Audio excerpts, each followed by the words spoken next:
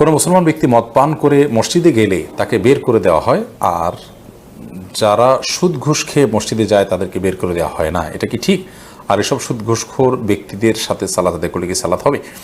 প্রত্যেকে যার যার সালাতের জন্য আল্লাহ তাআলা তাকে জবাবদিহি করবেন। অতএব আপনি কার সাথে সালাত আদায় করছেন এটা কোনো ম্যাটার নয়। ম্যাটার হলো আপনি আপনার সালাত ঠিকমতো আদায় করছেন কি করছেন না সেটি।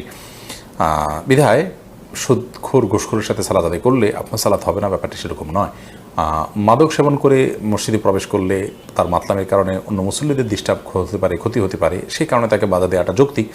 কিন্তু সুদখোর ঘুষখোর তার ক্ষতিটা তার নিজের উপরে বর্তাবে, অন্য মুসল্লিদের উপরে বা মসজিদের সবার উপরে সেটি বর্তাবে না। যার কারণে এখানে একটা পার্থক্য আছে, কিন্তু অপরাধ সবগুলোই কিন্তু হারাম এবং কাবিরা গুনার যে পর্যায়ের অপরাধ সেটি সন্দেহাতীতভাবে।